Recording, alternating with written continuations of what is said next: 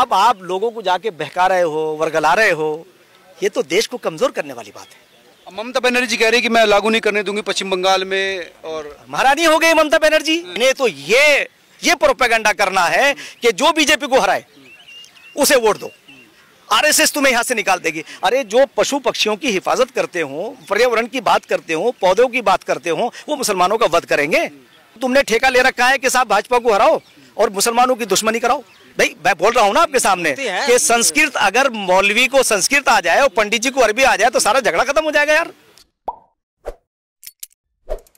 নমস্কার বন্ধুরা, আপনারা দেখছেন পারফেক্ট পলিটিক্স, সাদা বাংলায় রাজনীতির কথা। বন্ধুরা, আপনাদের সামনে আজকে একটা দারুণ ভিডিও নিয়ে এসেছি। ভিডিওটা যদিও হিন্দিতে, কিন্তু আপনারা নিশ্চয়ই বুঝতে পারবেন এবং বুঝতে পারবেন যে ধর্মনিরপেক্ষতা কাকে বলে, আসল মুসলমান, আসল দিন কাকে বলে। আমাদের মুখ্যমন্ত্রী মমতা বন্দ্যোপাধ্যায় বারবার দাবি করেন যে তিনি নাকি সর্বধর্মের রক্ষাকর্ত্রী, তিনি নাকি সব ধর্মেরই সম্মান করেন, সব ধর্মকে পাশে নিয়ে চলেন, তিনি মোদ্দা কথায় ধর্মনিরপেক্ষ। কিন্তু সত্যিকারের ধর্মনিরপেক্ষতা কি আর সত্যিকারের সর্বধর্মকে সম্মান দেওয়াটা কি, সেটা বন্ধুরা এই যে মৌলবি, এই যে মুফতি, যার ভিডিও কিনা আপনাদের দেখাবো, সেই মুফতির কথাতে আপনারা বুঝতে পারবেন যে সত্যি সত্যি ধর্মনিরপেক্ষতা কি আর সর্বধর্মকে সম্মান করা কি। কিন্তু আমাদের মুখ্যমন্ত্রী মমতা বন্দ্যোপাধ্যায়ের কাছে ধর্মনিরপেক্ষতার সংজ্ঞা পুরোপুরিভাবে আলাদা, সর্বধর্মকে সম্মান দেওয়ার যে ব্যাখ্যা সেটাও পুরোপুরিভাবে আলাদা। আর সেই কারণেই হয়তো বিরোধী দলনেতা শুভেন্দু অধিকারী মমতা বন্দ্যোপাধ্যায়কে এই বলে কটাক্ষ করেন যে তিনি হচ্ছেন আসলে ফেক হিন্দু। কেননা তৃণমূল নেত্রী মমতা বন্দ্যোপাধ্যায় একদিকে যেমন নিজেকে হিন্দু বা ব্রাহ্মণের মেয়ে বলে প্রচার করেন, উল্টো দিকে দেখা যায় যে তিনি হিন্দু সম্প্রদায়ের হয়ে কথা বলতে গিয়ে একবারে মুখে কুলু পেটে ফেলেন।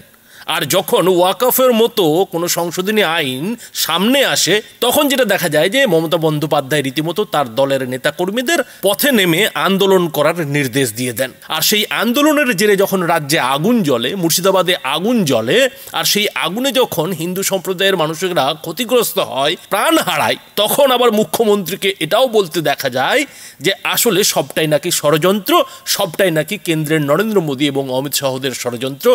এমনকি যে নিরাপত্তা বাহিনী দেশকে সুরক্ষা দেয়, সেই বিএসএফ, বর্ডার সিকিউরিটি ফোর্স নিয়েও মমতা বন্দ্যোপাধ্যায়ের অ্যালার্জি, যে এই বিএসএফ নাকি বাংলাদেশ থেকে লোক এনে মুর্শিদাবাদে আগুন জ্বালিয়েছে, মুর্শিদাবাদে নাকি ছোট ছোট বাচ্চাদের টাকা দিয়ে, পয়সা হাতে তুলে দিয়ে পাথর ছুড়িয়েছে।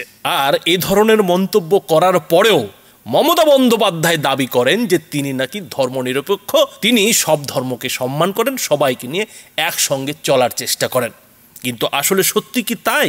সত্যি কি মমতা বন্দ্যোপাধ্যায়ের মতো নেতা নেত্রীরা কিংবা রাহুল গান্ধী, অখিলেশ যাদবের মতো নেতা নেত্রীরা সব ধর্মকে একসঙ্গে নিয়ে চলার কথা বলেন? তারা কি কখনোই এই সংখ্যালঘু সম্প্রদায় কিংবা মুসলিম ভোটারদের নিয়ে রাজনৈতিক খেলা খেলেননি?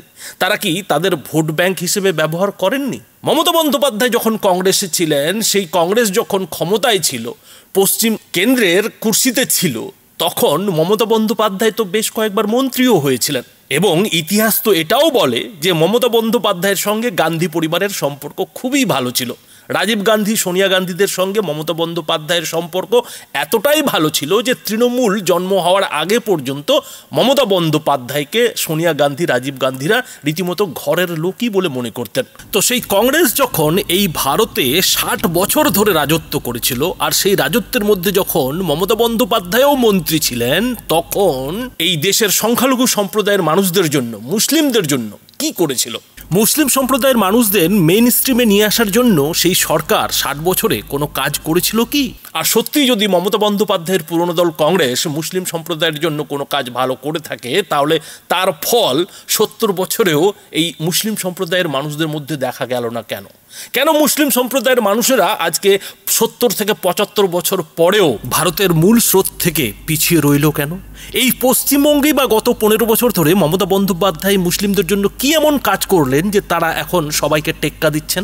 যে পশ্চিমবঙ্গে প্রায় 35 থেকে 40% মুসলিম ভাইরা রয়েছেন, সেই পশ্চিমবঙ্গের সরকারি চাকরি ক্ষেত্রে এখনো পর্যন্ত কি 35 থেকে 40% সিট সংখ্যালঘুরা নিতে পারছেন? সরকারি চাকরি ক্ষেত্রে কিংবা প্রশাসনিক ক্ষেত্রে কি তারা জায়গা করে নিতে পারছেন? চ্যালেঞ্জটা কি তারা নিতে পারছেন? নাকি বাম আমলের 34 বছরের মতো করেই আজও তারা ভোট ব্যাংকের শুধুমাত্র কাজ করছেন? কোনটা?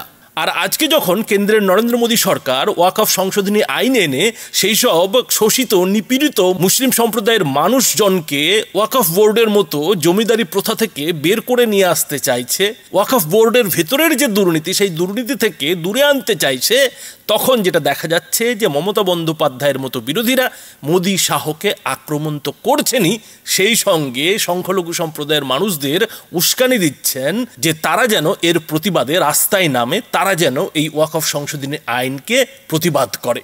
আর সেই প্রতিবাদ করতে গিয়ে যেটা দেখা যাচ্ছে যে মুর্শিদাবাদের মতো এলাকায় আগুন জ্বলছে, মুর্শিদাবাদের মতো এলাকায় কিন্তু ভাঙচুর হচ্ছে। তারপরেও লজ্জার মাথা খেয়ে কিন্তু সমস্ত কিছুর দায় কেন্দ্রের নরেন্দ্র মোদী সরকারের উপর, বিএসএফ এর উপর চাপাতে এই রাজনৈতিক নেতাদের এতটুকু দ্বিধাবোধ হয় না। আর এই সব রাজনৈতিক নেতাদেরই এদিন ভান্ডাফোড় করে দিয়েছেন এই মৌলবী, এই মুফতি। আর তিনি তাদের ভান্ডাফোড় করতে গিয়ে ঠিক কি বলেছেন বন্ধুরা একদম মন দিয়ে দেখবেন। जो 60 साल का कांग्रेस का कार्यकाल था, अगर उस वक्त ये इतने बेदार होते, ये बैटिंग करने वाले, सरकार की मिडेटिंग करने वाले, मेरी मुराद है मुस्लिम पर्सनल लॉ बोर्ड और ये मुस्लिम तंजीमें, इन्होंने 60 साल तक मुसलमानों को वोट बैंक बना करके मेन स्ट्रीम से काटने का काम किया। और उसकी मिसाल ये है कि 12,000 करोड़ संपत्ति से जिससे उसकी आय जो है अर्जित की जा सकती है 170 करोड़ पे लाकर के इन्होंने खड़ा कर दिया। तो आप ये बताएं, तीसरे नंबर की प्रॉपर्टी, उसका 60 साल तक का हिसाब कौन देगा? क्या ये मुस्लिम पर्सनल लॉ बोर्ड उसके लिए नहीं देगा? ये अल्लाह के यहाँ जाके जवाब देगा? आज पब्लिक पूछेगी। मगर ये क्योंकि प्रोपेगेंडा मशीनरी इनके पास है, इन्होंने मुसलमानों को इसीलिए मेन स्ट्रीम से जुदा किया था, इन्हें अच्छी गुणवत्तापूर्ण एजुकेशन नहीं दी थी कि ताकि इनके अंदर अवेयरनेस पैदा ना हो सके। सितम क्या है कि जिनके लिए वो संपत्ति दान की गई उन्हीं को सड़कों पे लाके खड़ा कर दिया। और मिथ क्या पैदा कर रहे हैं, भ्रम क्या पैदा कर रहे हैं कि तुम्हें कब्रिस्तानों में दफन भी नहीं होने दिया जाएगा, मस्जिद में नमाज भी नहीं पढ़ने दी जाएगी। अरे भाई, इतना बड़ा पाप क्यों कर रहे हो? तुमने पहले तो उन्हें जीने के लायक नहीं छोड़ा। आप देखिए जाकर के मुस्लिम मोहल्लों के अंदर कि क्या उनकी हालत है। तो 12,000 करोड़ की वो संपत्ति का अर्जित करने का दावा करने वाले राजेंद्र सिंह सच्चर हैं, जिसे कांग्रेस ने अपने कार्यकाल के अंदर उस कमेटी को गठित किया था, कोई वो बीजेपी के दौर में नहीं। तो इन लोगों ने एक बेहतरीन रास्ता अपनाया कि कांग्रेस ने इन तमाम बोर्डों को गठित किया। 75 साल का आप जायजा ले लीजिए, 60 साल कांग्रेस का कार्यकाल रहा है। आप ये बताइए कि उनमें जो चेयरमैन थे, क्या वो सिख थे, ईसाई थे, हिंदू थे? सब मुसलमान थे। और आप ये भी देखेंगे कि उनकी आय जो है चेयरमैन बनने से पहले, बोर्ड गठित होने से पहले और बोर्ड गठित के बाद, अगर आप उनकी सीबीआई इंक्वायरी करा लें तो मैं दावे के साथ ये बात कह सकता हूं कि मुसलमानों के सामने जब आएगा तो बल्लियों कूदेंगे, नारे लगाएंगे, जश्न मनाएंगे। क्यों? वो ये सोचेंगे कि इन यतीमों का, मिस्कीनों का माल किसने खाया।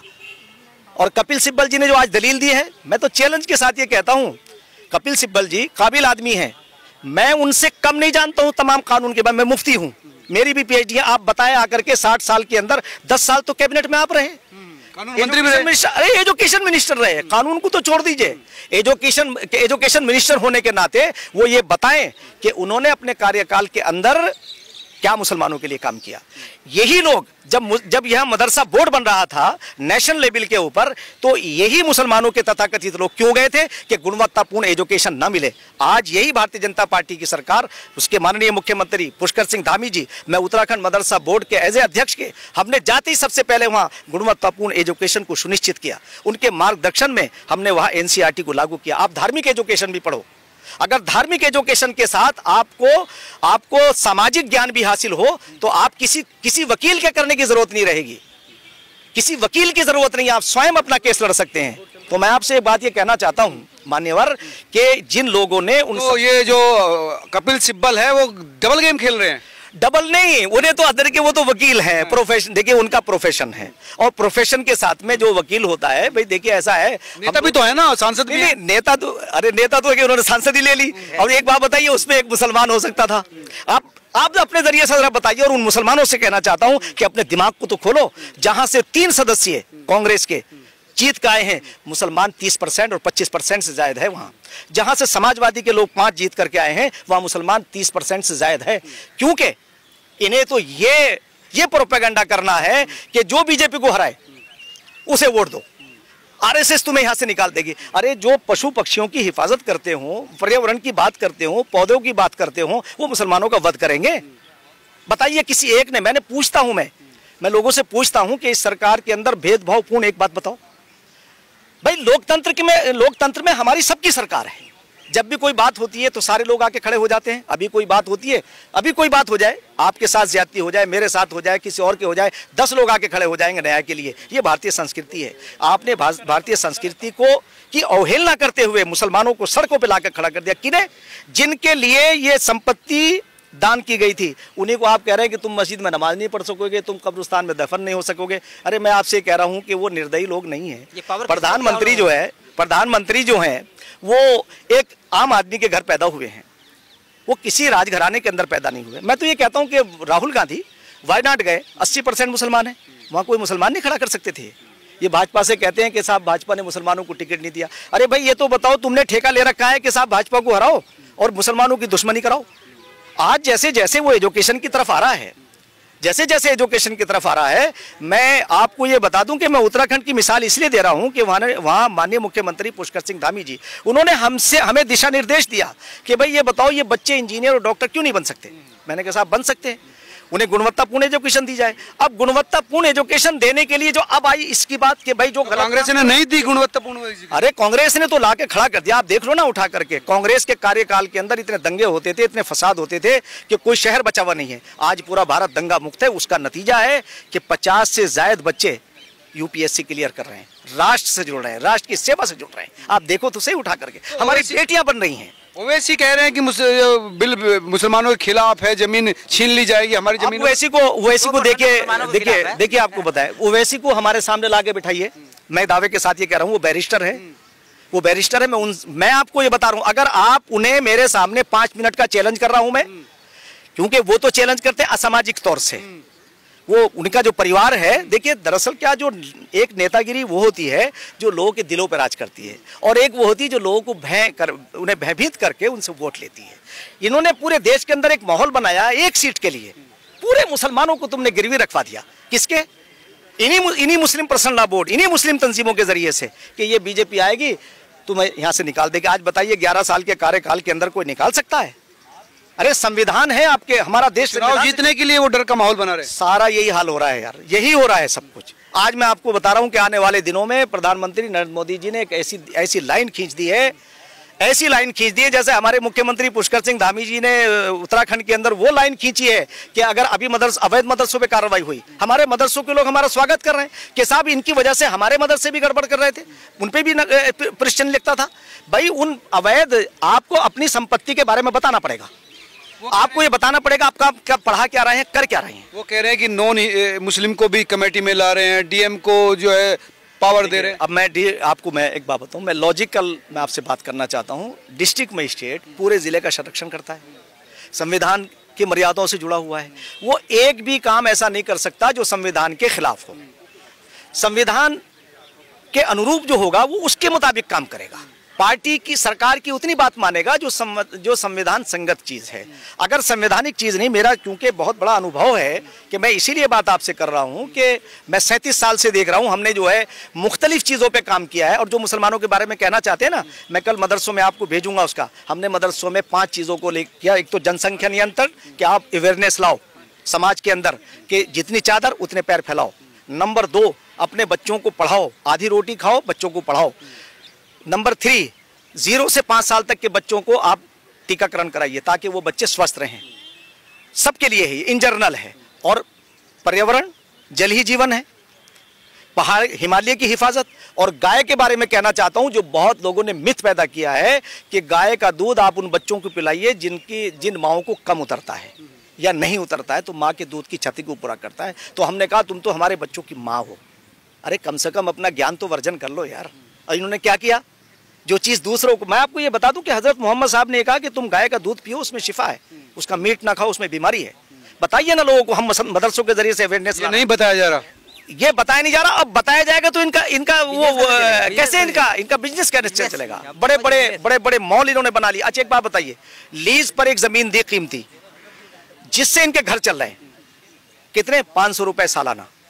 अच्छा, 1000 करोड़ की संपत्ति जब 1000 करोड़ की संपत्ति 500,000 हाँ 500 रुपए में, 5000 रुपए में, और उसके ऊपर इन्होंने मॉल बना करके किराया, जैसे सब किराएदार होता है ना, वो बना दिया। यानी आप समझिए कि वाकिफ की मंशा के खिलाफ ये तो अल्लाह की आंखों में धूल झोंक रहे हैं। तो अल्लाह पाक ने कहा ऊपर से कि अरे मोदी जी जरा देखो ही ना ये कर क्या रहे हैं। देखिए हुकूमत जो होती है, मैं इसलिए कह रहा हूँ आपसे, हुकूमत उस ऊपर वाले का अक्स है, और अगर नहीं है तो इनसे कहना, जहाँ उवैसी साहब से कहना कि जरा इस कुरान की इस आयत का तर्जुमा, एक मुफ्ती ने कहा था, जरा बता दो, कुलिल्लाहुम्मा मालिकुल मुल्क, मुल्क हमारा है, हम जिसे चाहते हैं उसे देते हैं, और हुकूमत हमारी तरफ से इज्जत है। आखिर तक पूछ लेना, इन सब से पूछना, इन मौलवियों से भी पूछना जो तथाकथित जो है उनके लिए बैटिंग करते चले आए हैं। इन्होंने मुसलमानों की दूरियां पैदा की। और बता दूं आपसे एक पॉइंट और मैं बताना चाहता हूँ, 94% बच्चे मुसलमानों के हिंदुओं के स्थापित स्कूलों में पढ़ रहे हैं। अगर वो ना होते तो इतना भी नहीं हो सकता था। और आपको एक पॉइंट और आपके सामने रखना चाहता हूं कि आप ये देखिए, जो मुसलमानों का ये एरिया है वेस्ट यूपी और ये उत्तराखंड तक चले जाइए आप, यहाँ मुस्लिम जमींदारों की अक्सरियत थी, आज भी मुस्लिम नेताओं की अक्सरियत है। आप ये बताइए, वहाँ आपको स्कूल और कॉलेज नहीं मिलेंगे, विशेषकर लड़कियों के नहीं मिलेंगे। क्यों नहीं मिलेंगे? क्यों नहीं मिलेंगे? आप जरा सवाल करिए और इनके जवाब जरा इनसे लीजिए। मैं तो सुप्रीम कोर्ट महोदय को स्वयं ये कहूंगा कि मेरी याचिका ये है कि आप इनसे, इन जमींदारों से, इन नेताओं से, आज के नेता कल के जमींदार, इनसे बस इतना पूछ लीजिए कि तुमने मुसलमानों को मेन स्ट्रीम से काटने का जो पाप किया है, क्या इसका तदारुक हो सकता है?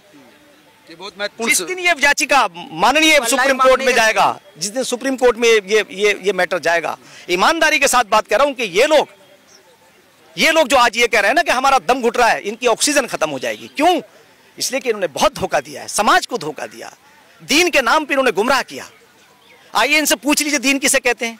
दीन तो ये कहता है लकुम दीनुकुम वलिय दीन, तुम्हारा दीन तुम्हारे लिए, मेरा दीन मेरे लिए। दीन तो ये कहता है कि किसी गरीब की, किसी कमजोर की मदद करो। इन्होंने कमजोरों का माल हड़प लिया। ये तो दीन के मसले में इंटरफेयर कर रहे हैं। कहाँ कर रहे हैं? मैं आपको बताता हूँ, ये हजरत खिजर के बारे में। अरे मैं अगर ये बात करूँ, वो चैप्टर ला के रखूँ ना, तो मैं बिठाऊँ ना इन्हें हमारे सामने, बिठाऊँ ना। मैं आपको ये बता दूं कि एक वाकया है, इनसे पूछिएगा, ये आपको बता देंगे फौरन। हजरत खिजर जा रहे थे कश्तियों बैठे हुए, तो हजरत मूसा ने, ये दो बड़ा अजीब वो है, आपको बता देता हूँ। तो उन्होंने कहा भाई, कहने देखो ऐसा आप सवाल जवाब नहीं करेंगे। तो वो गए, रास्ते में जो एक दीवार नजर आई उसे उन्होंने ढा दिया। उन्होंने भाई ये क्यों किया? एक कश्ती जा रही थी उसे, तो उन्होंने जब उसकी लॉजिक बताई, इनसे लॉजिक पूछ लेना, ये फिर बता देंगे आपसे। इसलिए कि आपके मुकाबले में सामने जो खड़ा है वो अननोन नहीं है।